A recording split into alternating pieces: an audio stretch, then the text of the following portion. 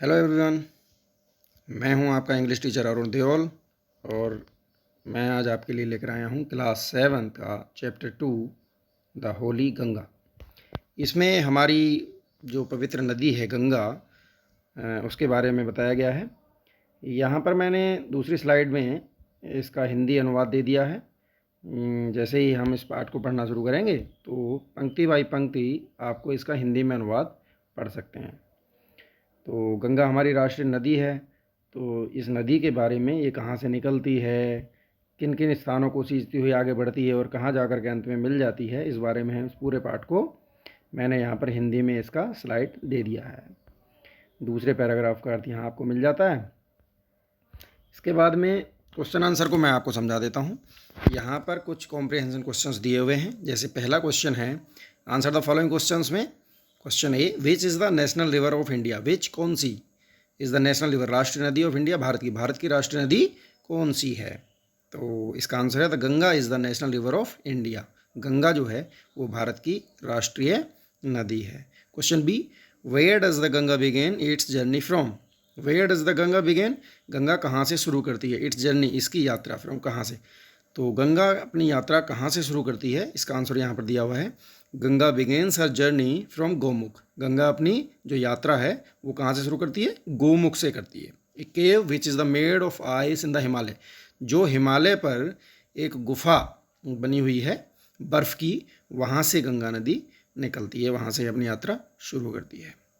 Next question C, where do the Yamuna and Saraswati join it.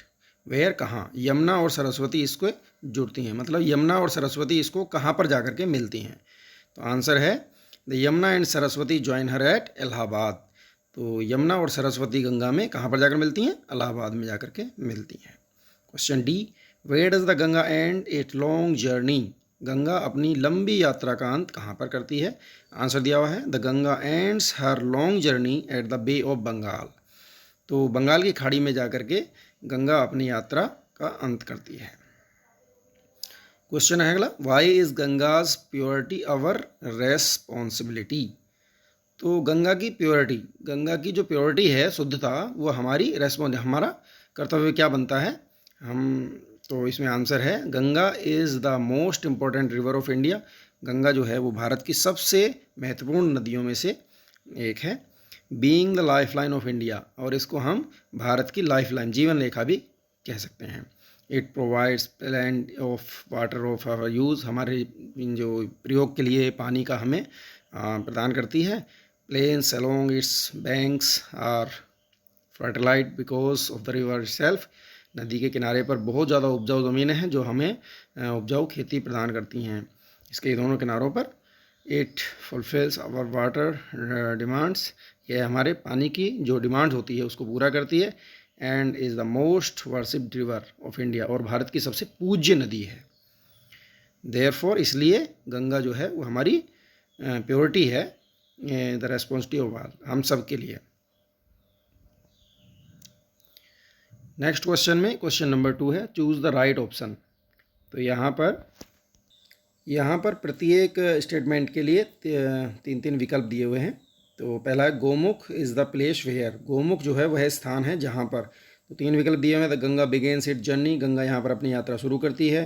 The reverse and, यहाँ नदी अंत कर देती है। द माउंटेन्स मीट, यहाँ पर पर्वत मिलते हैं।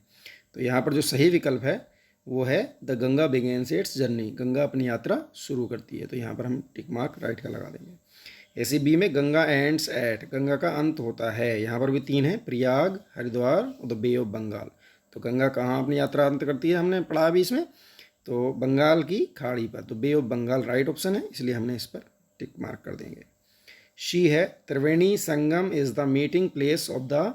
त्रिवेणी संगम जो है वो मीटिंग जहाँ पर मिलती हैं वो स्थान है। 3 माउंटेन्स, 3 पर्वत मिलते हैं। 3 सिटीज़, 3 शहर मिलते हैं। ये 3 रिवर्स, 3 नदियाँ मिलती हैं। तो हम सभी जानते हैं त्रिवेणी संगम में 3 नदियाँ आपस में मिलती हैं, वो गंगा, सरस्वती और यमुना। तो 3 रिवर्स पर हम टिक मार्क कर देंगे। The place where the Ganga joins the sea is, वह स्थान जहाँ पर गंगा समुद्र में जाकर के मिल जाती है उसको कहते हैं, यहाँ पर 3 विकल्प दिए हैं। द यमुना सागर रॉन्ग है, द गंगा सागर, द सरस्वती सागर। तो हम उसको कहते हैं गंगा सागर। तो यहाँ पर सेकंड वाला राइट ऑप्शन, इसलिए हमने इसको राइट पर टिक कर दिया है। ऐसे ही नेक्स्ट क्वेश्चन है fill in the blanks with the words given in the box. यहाँ पर कुछ शब्द दिए हुए हैं बॉक्स में जिनको हमें खाली स्थान में भरना है। तो यहाँ पर पहले खाली स्थान में हमने भर दिया बिलीव इन योर सेल्फ, अपने ऊपर विश्वास रखो। तो यहाँ पर पहला आ गया believe. Dal lake is the of Kashmir, यहाँ पर ब्लैंक में शब्द हमने भर दिया लाइफ लाइन।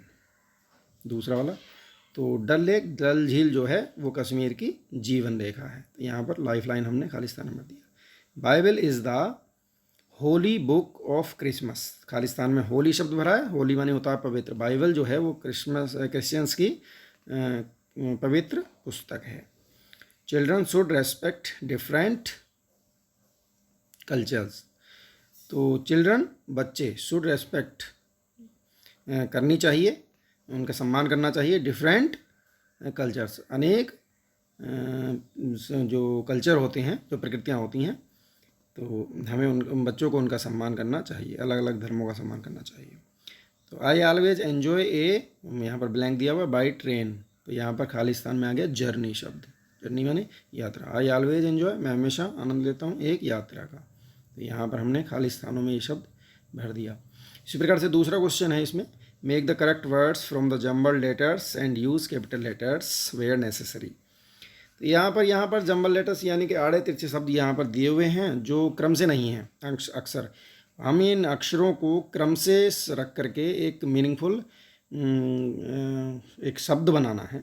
जैसे यहाँ पर GANA यह कोई वर्ड नहीं है, ये कोई शब्द नहीं है, तो यहाँ पर हमने GANGA इन्हीं शब्दों से एक शब्द बना दिया गंगा।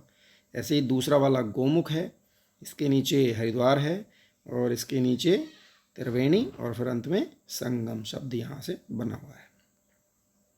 नेक्स्ट क्वेश्चन देखें तो read the following sentence carefully answer. यहाँ पर हमें कुछ दिए हुए हैं, ये जो सेंटेंस हैं इनको हमें ठीक से पढ़ना था और फिर now fill have has wherever necessary, फिर जहाँ पर आवश्यकता हो वहाँ पर हैज़ या हैव का प्रयोग हमें करना था। यहाँ पर जैसे एक क्रोकोडाइल हैज़ 4 legs, तो क्रोकोडाइल एक सिंगुलर